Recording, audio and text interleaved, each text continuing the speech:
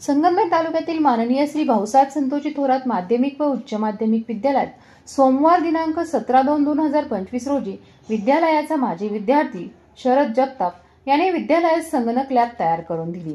या लॅबचे उद्घाटन सहकार महर्षी भाऊसाहेब थोरात अमृतवाहिनी बँकेचे चेअरमन सुधाकर जोशी साहेब यांच्या शुभ हस्ते झाले।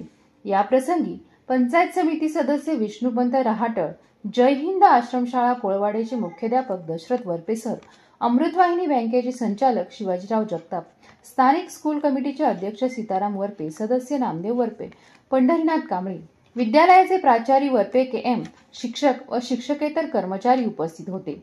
तसेच या प्रसंगी अमृतवाहिनी बँकेचे चेअरमन सुधाकर जोशी साहेब यांनी विद्यालयास एक संगणक संच दिला। साहेबांचे विद्यालयाच्या वतीने हार्दिक अभिनंदन।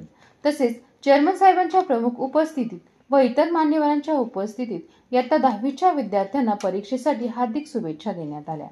अमृतवाहिनी बँकेचे चेअरमन सुधाकर जोशी साहेब यांनी विद्यार्थ्यांना अनमोल असे मार्गदर्शन केले।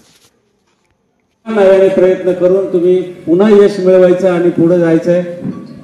तुम्हाला शाळेत निश्चित शिकवलं जातं की अपयश ही यशाची पहिली पायरी आहे, पण त्याच्यात थोडी सुधारणा आहे। अपयश ही यशाची पहिली पायरी नाही, अपयशानंतर यशाकडे तुम्ही जो परत प्रयत्न कराल आणि ती जी पायरी आहे ही खरं पहिली पायरी यशाची असते। त्यामुळे तुम्ही आयुष्यामध्ये खूप यशस्वी व्हाल। एका उत्कृष्ट शाळेमधून तुम्ही 10वी पर्यंत शिक्षण घेतलेलं आहे।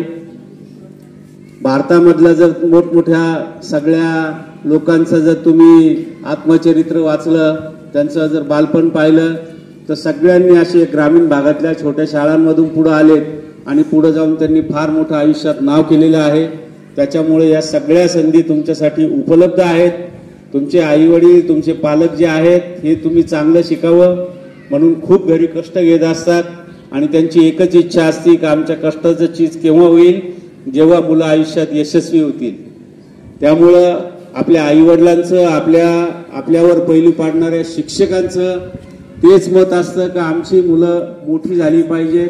आज वरपे सरांनी जी आश्रमशाळेमध्ये मुलं घडवली, बरेचसे त्यांच्या शाळेतील मुलं क्लास 1 अधिकारी झालेले आहेत। ते त्यांच्या शाळेमध्ये परत येतात तेव्हा त्यांना वाटतं की आपण फार चांगल्या शाळेमध्ये घडलो, त्यामुळे आपण या स्पर्धेमध्ये वरच्या पातळीवर जाऊ शकलो। तर तुम्ही देखील, तुमची शाळा खूप चांगली आहे, शिक्षक चांगले आहेत, अतिशय चांगले शिक्षण घेत आहात। तुम्ही निश्चित आयुष्यामध्ये यशस्वी व्हाल याची मला खात्री आहे। तुम्हाला सर्वांना मी शुभेच्छा देतो। थांबतो। धन्यवाद।